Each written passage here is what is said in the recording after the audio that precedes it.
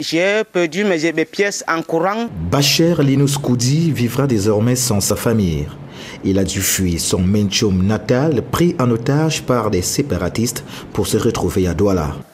On voyait comment les gens venaient nous chasser, qu'ils sortaient et que vous ne pouvez pas vivre dans le village parce qu'il y a le désordre. On tuait nos militaires et on ne connaissait pas les gens qui nous tuaient dans le village. Et qu'on nous chassait dans le marché, tout business qu'on faisait, les business qu'on faisait dans le marché, on nous a chassés, tous les boutiques qu'on avait, et tout ce qu'on avait, les biens qu'on avait là-bas, on avait fui et laissé le village. Et jusqu'à aujourd'hui, il y a les herbes dans le village, on a fui jusqu'à aujourd'hui. C'est pour ça qu'on s'est retrouvé ici, là, à ce moment-ci. Cet originaire du Nord-Ouest a du mal à oublier le cauchemar de la longue marche à destination d'une terre d'accueil. Avant qu'on arrive ici, là, on marchait en brousse.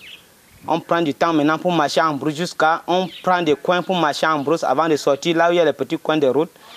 Pour prendre un peu du moto, on continue à marcher à pied avant qu'on arrive au centre pour voir des espaces pour qu'on descende jusqu'à ici à Douala, actuellement quand nous sommes ici là. La terre promise, on y est désormais au lieu dit PK24 dans le 5e arrondissement de la ville de Douala. Seulement, l'ombre du traumatisme plane toujours. On est là ici, là, on vit comme ça maintenant là. Il y a certaines personnes qui vivent maintenant là, ils n'ont même pas là pour dormir. Et ils n'ont même pas d'espace, même les endroits, on dort peut-être parfois au sol. On n'a pas d'espace, on ne vit pas vraiment comme un citoyen camerounais qui peut vivre dans son pays. Daniel Kedjokoum, ressortissant de Baworo dans la Mentchoum Valley, fait aussi partie de ceux qui ont abandonné leur terre natale pour se retrouver à Douala. Il y avait une fois, quand on était au champ, on avait attendu les bruits des armes qu'on tirait. Notre foyer est totalement brûlé. Donc notre centre-ville, Binakouma, est brûlé. Même Baouro, plus de 30% des villages sont brûlés dans notre arrondissement. Pour le maire de cet arrondissement, des dispositions seront prises pour leur garantir un séjour agréable. Nous allons tout faire pour rendre leur séjour agréable.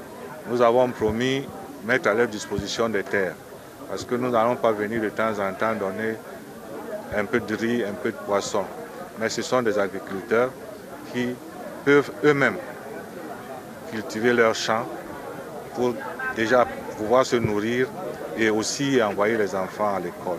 Depuis environ 2 semaines, PK24 accueille en son sein plus de 800 déplacés du Nord-Ouest et du Sud-Ouest.